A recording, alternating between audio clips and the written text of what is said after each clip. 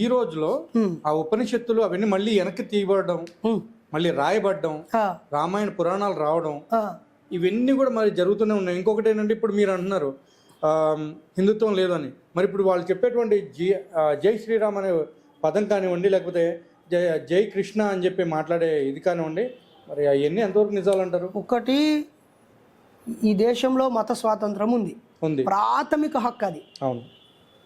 స్వేచ్ఛ సమానత్వానికి ఈ ప్రాథమిక హక్కు విఘాతం. స్వేచ్ఛ లేకుండా పోయింది, స్వాతంత్రం లేకుండా పోయింది, సమానత్వం లేకుండా పోయింది, భావ ప్రకటన లేకుండా పోయింది మత స్వాతంత్రం కారణంగా. అయితే ఇక్కడ మేమేమంటున్నామంటే, నువ్వు జై శ్రీరామ్ అంటే నువ్వు తప్పేముంది, అది ఆయన హక్కు కదా. శ్రీరాముడు వర్ధిల్లాలి అని అర్థం, అంతే. ఆయన అట్లాంటిది నాకేం నష్టం బ్రదర్.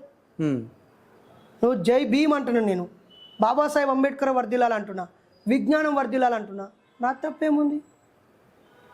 సలాం అలైకుం వాలేకుం సలాం అనుకుంటున్నావు, అది ఆయన ఇష్టం. ప్రైజ్ ద లార్డ్ అంటున్నాడు, అది ఆయన ఇష్టం.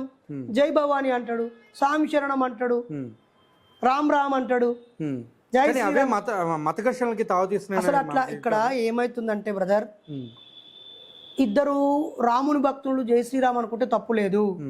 ఇతర మతస్థులు నువ్వు కూడా జై శ్రీరామ్ అనాలరా అనడం తప్పు. ఇతర మతస్థులు మీరు క్రైస్తవంలోకి మారండి అనడం తప్పు. తప్పు ఎవడైనా తప్పే కదా.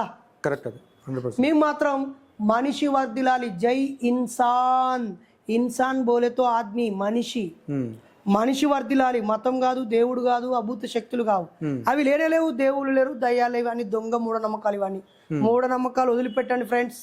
అంటే ఒక పక్కనేమో మీరు అన్ని ఎట్లా అంటే 2 మతాలు ఉన్నాయి అన్నారు, ఇంకో పక్కనేమో అసలు దేవుడే లేడు, అన్ని అబద్ధాలు అంటున్నారు.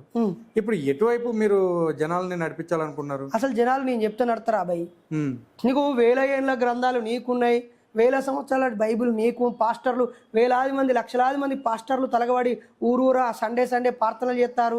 ఎక్కడికక్కడ లక్షలాది మసీదులు ఉన్నాయి, ఉన్నాయా లేదా? వక్ఫ్ బోర్డుకి లక్షల ఎకరాల భూమి ఉన్న మసీదులు ఉన్నాయి, వాళ్ళకు మదర్సాలు ఉన్నాయి, చర్చిలకు బైబుల్ స్కూల్, మిషనరీ స్కూల్, క్రైస్తవ స్కూల్సే ఉన్నాయి, ఉన్నాయా లేవా? హిందువులకు సరస్వతి పాఠశాలలు ఉన్నాయి, బోలెడని హైందవం ఆధారంగా వేద పాఠశాలలు ఉన్నాయి, ఎన్ని గుడులు గోపురాలు మైకులు ఉన్నాయి, ఎన్ని గ్రంథాలు ఉన్నాయి. ఏమో ఇవన్నీ ఇడిచిపెట్టుకొని ఇక బైరి నరేష్ నాస్తికుడు చెప్తే ఇటు మొత్తం నడుస్తారు జనాలు. అంటే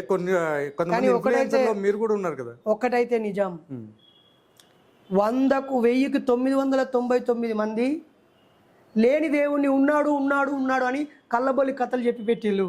హిందువులు, ముస్లిం, క్రైస్తవులు అందరు కలిసి 1000కి 999 మంది కళ్ళబొల్లి కథలు చెప్పి ఉన్నాడు అని ఒక భ్రమ